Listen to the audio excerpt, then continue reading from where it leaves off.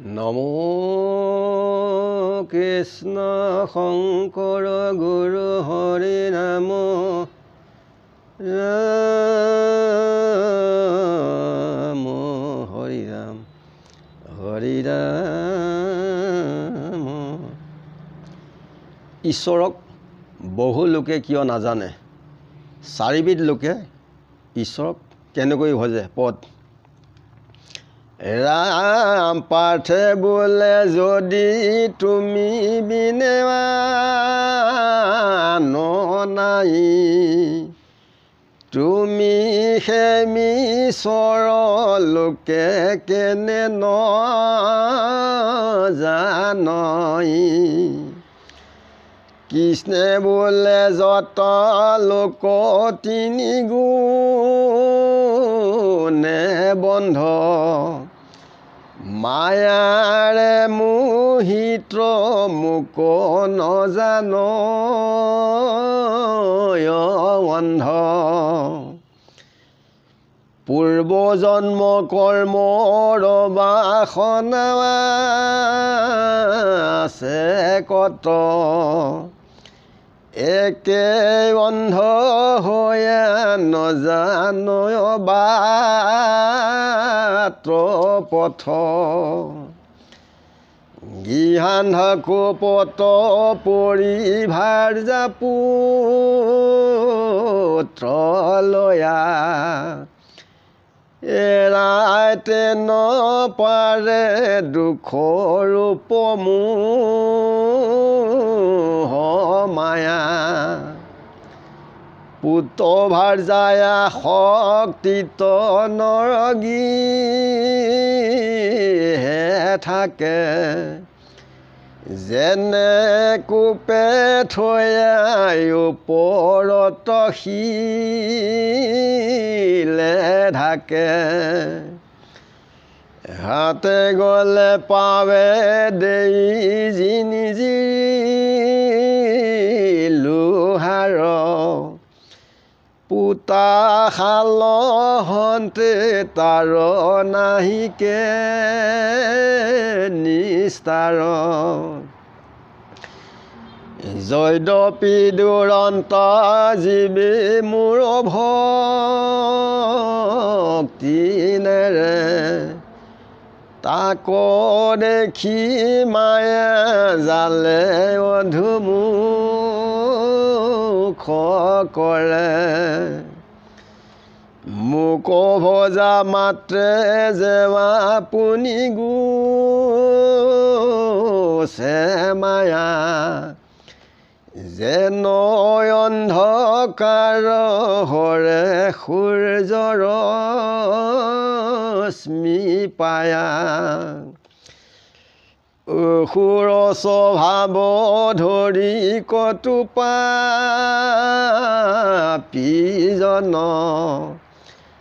মোক ভজি বাটো কদাচিতো নাহি মন। মোৰ গুণ নামতো কিঞ্চিতো শ্ৰদ্ধা নাই, লোকে কহিলেও তাৰ কৰ্ণ ফাটি যায়। সমাজত থাকিলেও কৰয় মিষ,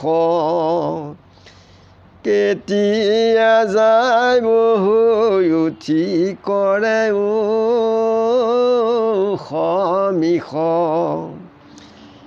শাস্ত্ৰয় উপদেশ পায়া নলয়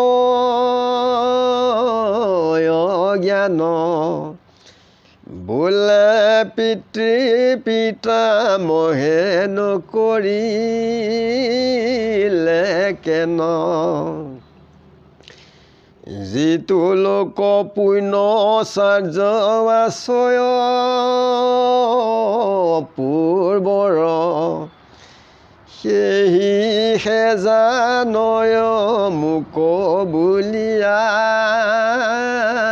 ঈশ্বৰ। চাৰিবিধ লোকে ভজে মতি অনুসাৰে শুনিও কহো তাৰ ভজন পকাৰী ৰোগীজনে ব্যাধি হৈয়া বৰ দুখ পাৱে কদাচিত সেইজনে মোৰ নাম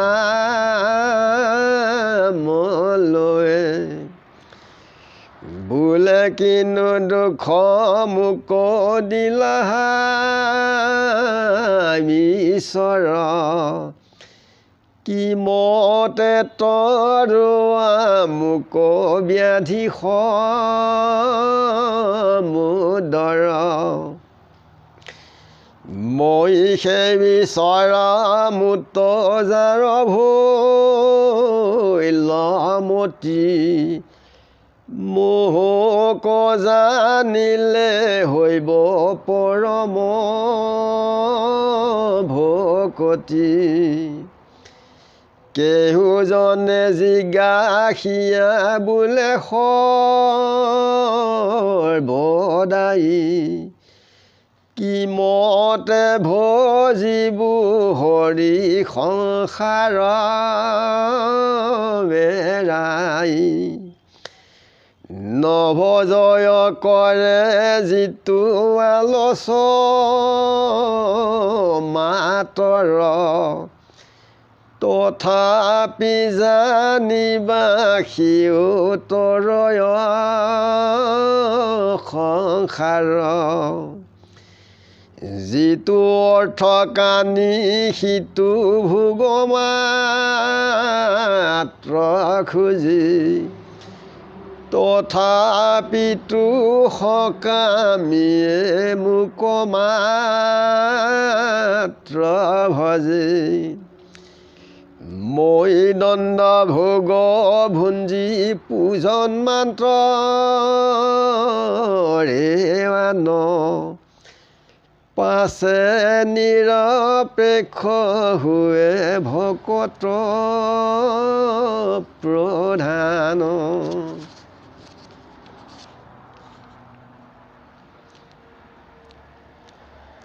জীৱাত্মাই অৰ্থাৎ পৰমাত্মাক কথাখিনি সুধিছে অৰ্থাৎ অৰ্জুনে কৃষ্ণক সুধিছে যে আপোনাৰ বিনে এই সংসাৰত কোনো নাইকিয়া যে আপুনি ঈশ্বৰ এই কথাটো কিয় নাজানে বহু লোকে কৃষ্ণই তেতিয়া কৈছে যে সতৰ স্তম্ভ এই তিনি গুণৰ বন্দী হৈ থকাৰ কাৰণে মায়ে মোহিত হৈ থকাৰ কাৰণে মোক তেওঁলোকে নাজানে যে যিসকলৰ উপৰি জন্মত কোনো পুণ্যৰ ৰাশিৰ যিসকলৰ কৃষ্ণৰ প্ৰতি যিখিনি পুণ্য উপৰি জন্ম এইখিনি তেওঁলোকে লগত লৈ অহা নাই সেইকাৰণে তেওঁলোক দেখি পেলাইও নেদেখে তেওঁলোকে বাট পথ একো চিনি নাপায়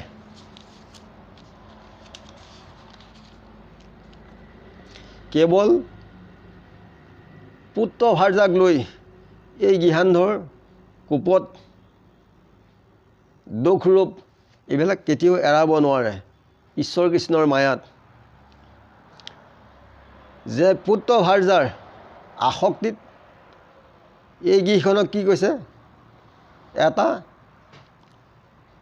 কোপৰ দৰে কৈছে কোপ মানে কি গাত যেনে শিলে ওপৰত যেনেকৈ গাতটোত ঢাকি থয় ঠিক আমাৰ সংসাৰবিলাকো সেই শিলেৰে ঢাকি থোৱা গাঁতৰ লগত তুলনা কৰিছে যদি আমি ঈশ্বৰ কৃষ্ণত আশ্ৰয় লৈ তেখেতৰ নাম গুণ নলওঁ তাত কি কৈছে হাতে গ'লে পাৱত লোহাৰ জিনজিৰি লগাই থোৱাৰ নিচিনাকৈ যিখিনি মায়া আৰু মোহ তাৰ পৰা কেতিয়াও এৰাব নোৱাৰে পোতাশালত যেনেকৈ বন্দী কৰি থয় ঠিক তেনেকৈ থয় যে যদ্যপি ঈশ্বৰ কৃষ্ণৰ ভক্তি তাত নেৰে তেতিয়াই কি কয় মায়াই তলমূৰ কৰে আৰু ঈশ্বৰ কৃষ্ণক ভজা মাত্ৰেই মায়া আপুনি সকলোবিলাক এৰাই যায় যেনেকৈ সূৰ্য পোহৰ পোৱাৰ লগে লগে যিবিলাক আন্ধাৰ সকলো পোহৰ হৈ যায়, ঠিক ঈশ্বৰ কৃষ্ণৰ নাম ল'লেও অজ্ঞান আন্ধাৰ আঁতৰি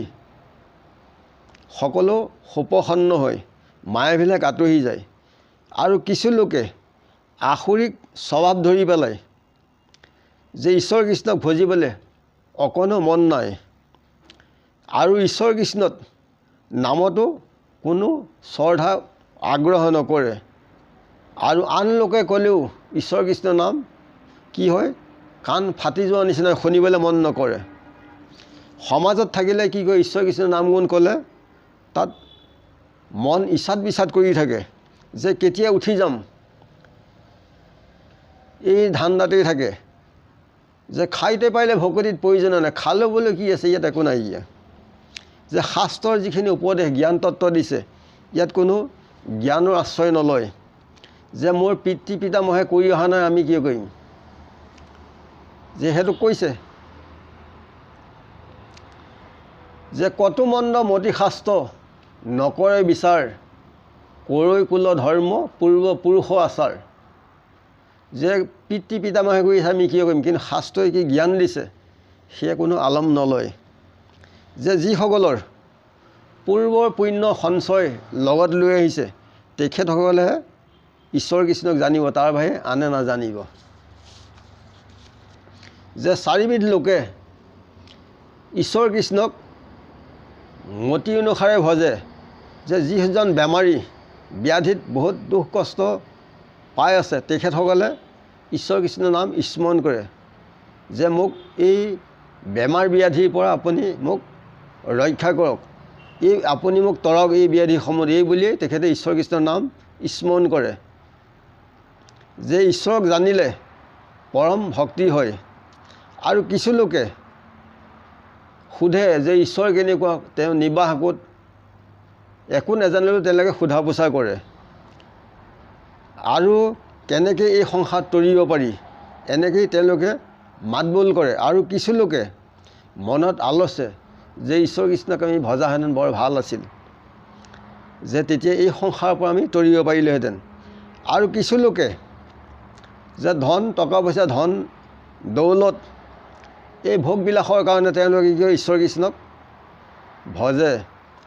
তথাপি সকামে ভজিলেও পাছত ঈশ্বৰ কৃষ্ণই ভোগ ভুঞ্জাই জন্মান্তৰে নিৰপেক্ষ কৰি পৰম ভকতি প্ৰদান কৰে।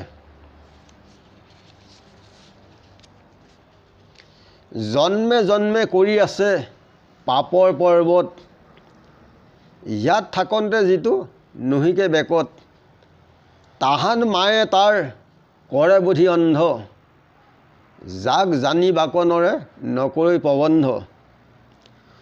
পূৰ্ব জনমৰ যিটো জন পুণ্য অন্ত, মায়েকো তৰিল সিটো পুৰুষ মহন্ত।